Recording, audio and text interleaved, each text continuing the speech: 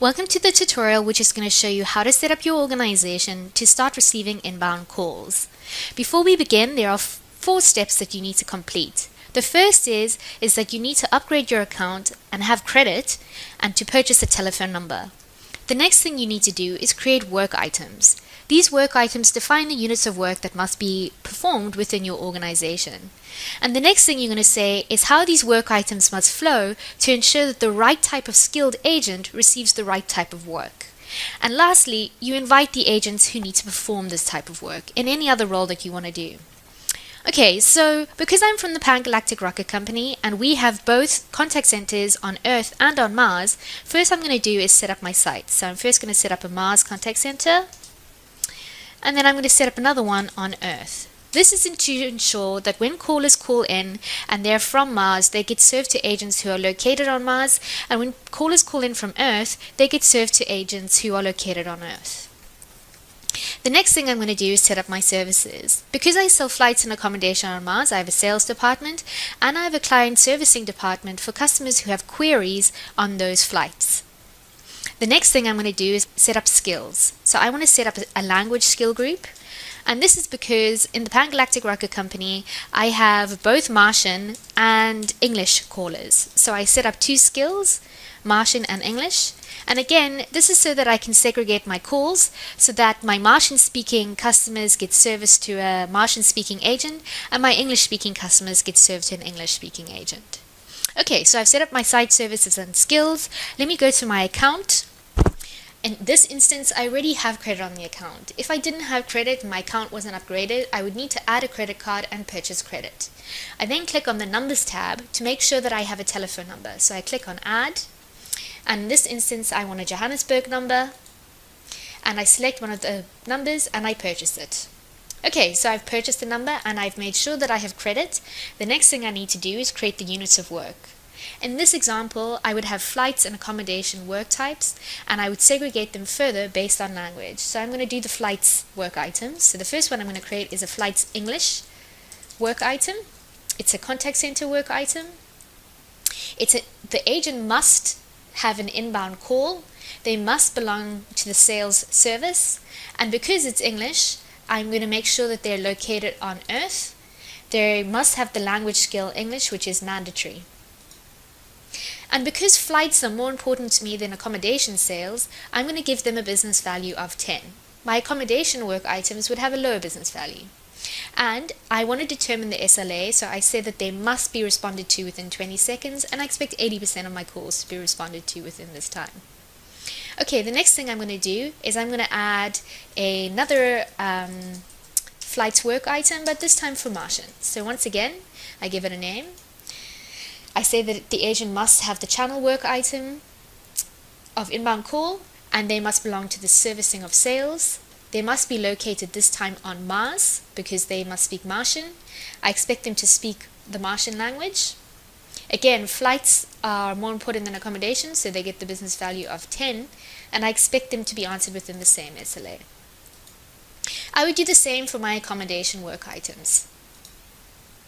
Next, I must assign these work items into a flow. So I do that doing the interaction flows. So I'm going to create a new one, and I'm going to call this flights inbound calls. Okay, and this is specific for inbound calling. The Interaction Flow Designer effectively allows you to map out what must happen to your customers from the moment they call to the point that they get served to an agent. Depending on which channel you selected when you created the flow, the panel on the left is slightly different. And what this panel effectively says, these are all the actions which you can use when setting up and mapping the flow that the customer must go on from the point that they call to the point where they're received by the agent. So in this instance, I'm going to do a start event, and I would like them to check for office hours. These are my office hours, 9 to 5. And what I'm saying here is that during office hours, it must go to an IVR. And this IVR is going to ask them for language. I'm going to do text to speech, but I could also upload. So it's going to say press 1 for Martian and press 2 for English. And the keypads that must be available to the customer is option 1 and 2. So now I can see that there are 2 possible routes that this call can take. Outside of office hours, I want it to go to a mailbox. So I'm going to give this mailbox a name. It's going to be called after hours. The message is going to say, sorry, we are not available. And again, I have the option of uploading the file if I want to. And then I say which members must have access to this. So in this instance, I'm going to give Agent Bob access to the mailbox. So anytime a mailbox comes through, it will appear on his dashboard and he can call the customer back. Okay, so let's go back to the IVR. I know press 1 was for Martian and press 2 was for English. So after the IVR, I'm going to create a work type. The first one I'm going to create is the Martian one. So I select Martian. And then I'm going to do the qualified task, and this one is going to be for the English. So what this is saying is that when number 1 is selected in the IVR, I must create a Martian work item in the waiting room. And when number 2 is selected in the IVR, I must create an English work item in the waiting room. Those attributes that you set previously will determine what type of agent must receive it and how quickly that item must be served. Okay, so then it goes into the waiting room and I say what must happen to your customer while they're waiting. I can do music or ringing, or I can even do a custom upload if I want to play them some promotional music or announcements trying to sell your product. I say how long they must try each agent for, and possibly I want to set up exit destinations. So maybe I want to offer the customer a callback. If I did want to do this, I would say yes. I would say must it exit the waiting room automatically, so in other words based on time, or does the customer actually physically have to select a keypad press, for example, to exit the waiting room. In this instance, I'm not going to set up a callback. Okay, so I drag it to the task to the waiting room, and then I want to start the recording. I want it to go on call. I want it to stop recording, and I want the agent to go into wrap up. I also have the option of setting up a post-call survey. This will survey the agent, and this agent rating will then appear to the team leader and the agent so they can get a sense of what service they're providing to the customers. I just need to make sure that all of my nodes are connected,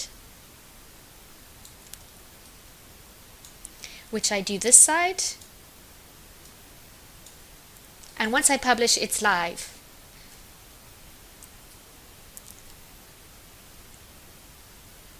Okay, now the only thing that I need to do, it's this flow here, is assign the telephone number. And I would assign one of the telephone numbers that I just purchased.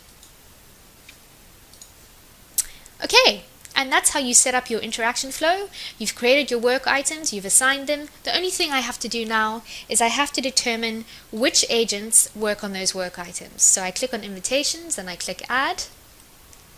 I say that I'm adding an agent role. This agent must have the inbound channel. I only want him to be able to make internal calls when he's not calling from a flow. He must belong to the sales department, and he must be located on Earth. In this instance, he must be able to speak English. Incidentally, I might have multi-skilled agents, and that's perfectly fine. All that means is that they will be eligible for more work items within the waiting room. And then I add his email address. And once I've added his email address, the agent will receive an invitation on his side. Once he's registered and made himself available, he can start receiving inbound calls. And that's how you set up the contact center under 10 minutes. Thank you very much.